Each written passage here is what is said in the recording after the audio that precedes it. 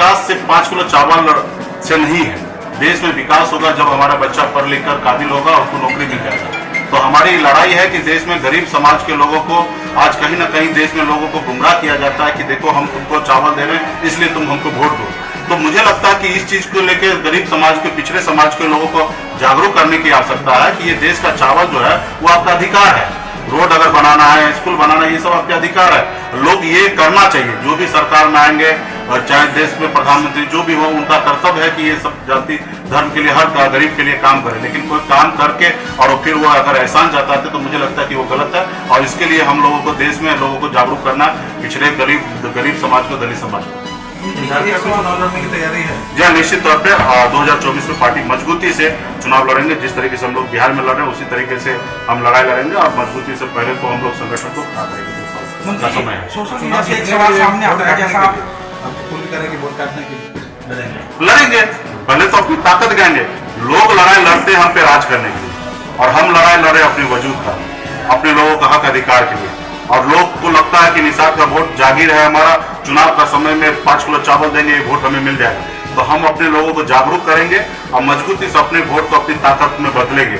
हमारा मानना है कि लोगों को 3 बार चुनाव लड़ना चाहिए।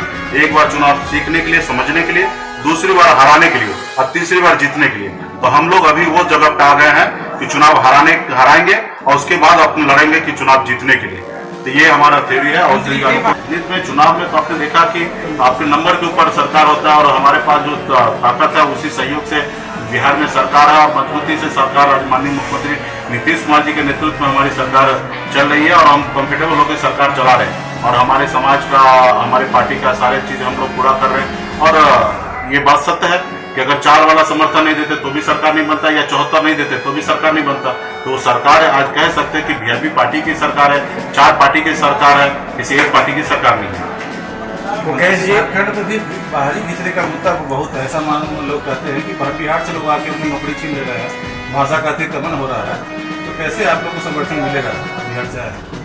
देखिए, ये सारे स्थानीय मुद्दा तो जरूर निश्चित तौर पे ऐसे मुद्दा हमें देखने के लिए भी मिल रहा है, सुनने के लिए भी मिल रहा है। और इस पे सरकार गंभीर हो, अपने लोगों को काम देने के लिए, रोजगार देने के लिए।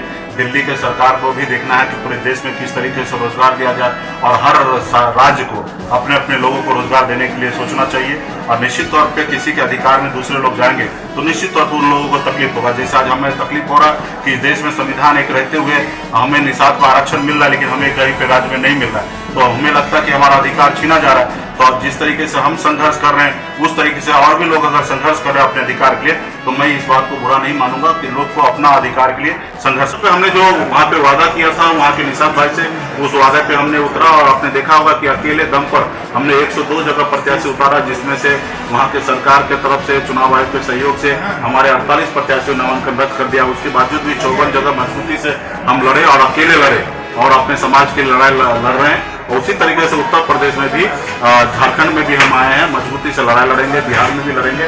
जब तक हमारा अधिकार नहीं मिलेगा तब तक हम किसी से समझौता करने की कोई बात नहीं करेंगे। जरूरी पड़ा तो अकेले अपने दम पर लड़ेंगे।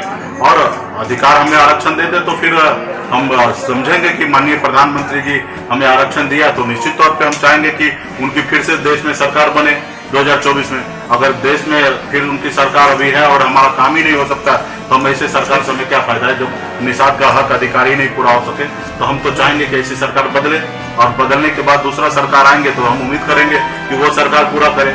अगर ये सरकार अभी प्रेजेंट में जो देश में राज कर रहे हैं या देश के प्रधानमंत्री हैं, मजबूती से हम उम्मीद करते हैं कि वो करेंगे, क्योंकि कई बार हमसे वादा भी किए कि हम समय रहते हुए आपके समाज को आरक्षण करेंगे, लागू करेंगे।